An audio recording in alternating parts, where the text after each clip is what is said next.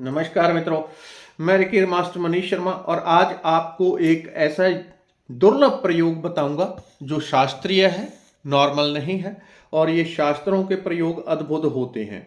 ये अकाल मृत्यु का हरण कर लेते हैं। यदि किसी की अकाल मृत्यु होने वाली है, उसके कुछ योग ऐसे हैं, कोई एक्सीडेंट के द्वारा या और बीमारी के द्वारा बहुत लोग अकाल मृत्यु को प्राप्त हो जाते हैं। तो जो ऐसे लोग होते हैं अकाल मृत्यु में चले जाते हैं, उनकी मुक्ति हो ही नहीं पाती।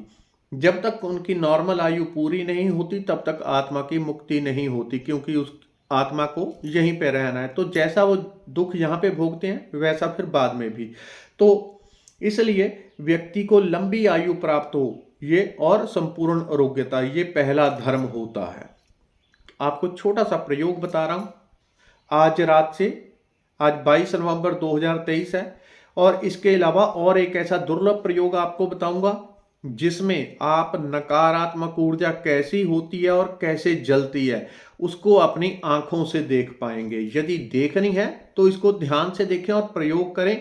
आप स्पष्ट रूप से नेगेटिविटी को देख पाएंगे, फील कर पाएंगे पूरी तरह से, कैसी नेगेटिविटी होती है और कैसे आपके शरीर से निकल के नष्ट हो गई। अपने सारे शरीर की नेगेटिविटी कैसे कपूर के माध्यम से जलानी है। तो पहले अभी यदि आप इसके पहले पहले ही आज या कल वीडियो देख लेते हैं तो पहला प्रयोग उसमें देव उठनी एकादशी, भगवान विष्णु का जागरण होगा 5 महीने बाद।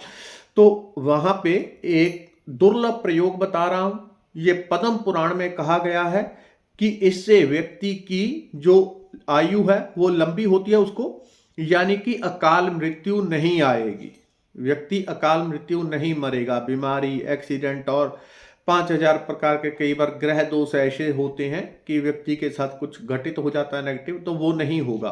तो क्या इसमें छोटी सी चीज बताई है कि आज जैसे रात्रि से लगभग 11 बजे से देवउठनी एकादशी जो है वो शुरू हो जाएगी, तो कल रहेगी 23 नवंबर को।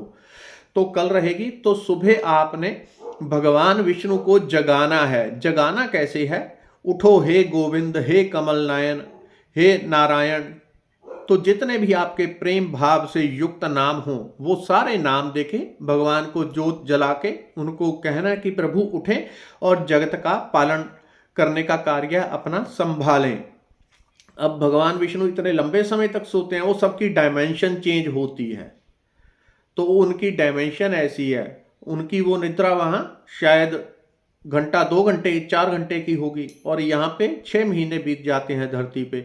जैसे एक मक्खी का जीवन है, तो सुबह पैदा होती है, शाम को मर जाती है, लेकिन उसी बीच वो बड़ी होती है, खेलने जाती है, क्रिकेट मैच देखती होगी, सट्टे लगाती होगी क्रिकेट मैच पे, पाठ पूजा भी शायद करती होगी, शादी विवाह, उसके बच्चे, फिर बूढ़े होके वो मर जाती है शाम तक। उसका डायमेंशन चेंज है।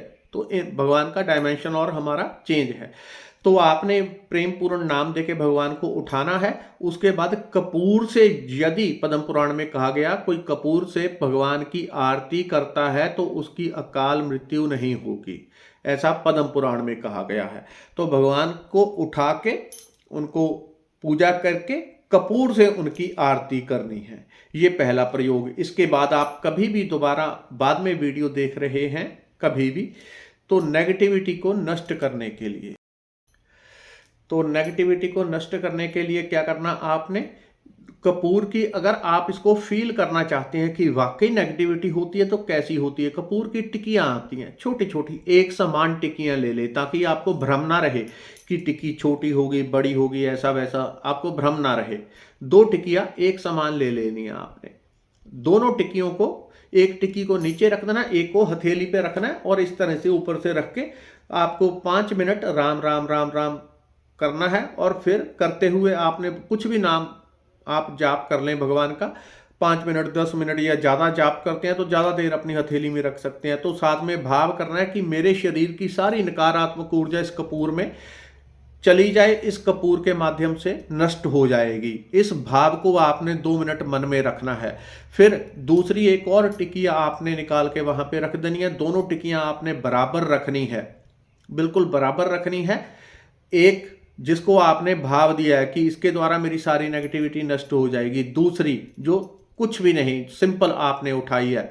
अगर आपके ऊपर ज़्यादा किसी के ऊपर तंत्र मंत्र क्रिया होगी तो जो आपने हाथ में रखी हुई टिकिया थी, ये मैंने खुद अपनी आंखों से देखे हुए चीज़ें हैं, तब आपको बताता हूँ। सिर्फ अनुभव, किताबी बातें मैं नहीं बताता। बहुत कम 1% कोई या तो कोई शास्त्रीय चीज हो वो बताता हूं, बाकी सब अनुभव की। मैंने अपनी आंखों से देखा जिनके ऊपर इस प्रकार की नेगेटिविटी होती है, वो जब कपूर को जलाते हैं तो कपूर जैसे दिवाली में पटाखा फूटता है वैसे फूटता है कपूर, और फूट के चटक के दूर चला जाएगा, कपूर में आग ही नहीं लग पाती। और कोई दूसरा उसी कपूर को जलाए तो दूर से वो आग पकड़ लेगा, लेकिन जिसके ऊपर नेगेटिविटी है वो बार बार जलाता है।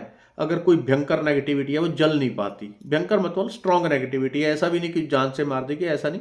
कोई नेगेटिविटी किसी भी प्रकार की हो सकती है, उसको जलाएगा तो कपूर चटक चटक के जाता हुआ दिखेगा आपको।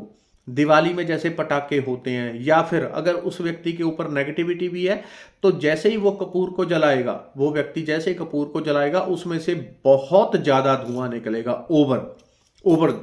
और दूसरा उसके बराबर की टिकिया को जलाएगा या आप ही जला दें, उसमें धुआं बहुत कम होगा या होगा ही नहीं या नॉर्मल होगा। और जिसमें आप भाव देंगे कि इस अब आपको क्या करना है वो समझ लें। दोनों टिकिया रख दी, एक को आपने भाव दिया कि मेरे शरीर की सारी नेगेटिविटी इस कपूर के माध्यम से नष्ट हो जाए। दूसरा को आपने कुछ भी नहीं बोलना है कि ये साधारण टिकिया, उसको आग लगा दे, या किसी दूसरे व्यक्ति को बोल दें आपने प्रयोग करके देखना है कैसी नेगेटिविटी होती है। दूसरे को बोल दें कि आप इसको आग लगा दो। एक टिकिया जो हाथ में रखी हुई है उसको उठाना, आपने आग लगा देनी है बिल्कुल सेम टाइम पे। ठीक है, आगे पीछे भी लग जाए 2-4 सेकंड कोई दिक्कत नहीं। आग लगा देंगे। जो सिंपल टिकिया होगी जिसको आपने कोई भाव नहीं दिया, हाथ में रख के मंत्र जाप नहीं किया, वो सिंपल तरीके से जलेगी। और जिसको आपने भाव दिया है कि आपकी सारी नेगेटिविटी नष्ट कर रहा है, जब जल रहा हो कपूर तब भी आपने भाव देना है, मेरे आभा मंडल, मेरी पूरी ऊर्जा की सारी नेगेटिविटी जल रही है कपूर के माध्यम से, मेरा पूरा शरीर कपूर से शुद्ध हो रहा है, इस कपूर से शुद्ध हो रहा है, कपूर की अग्नि से शुद्ध हो रहा है।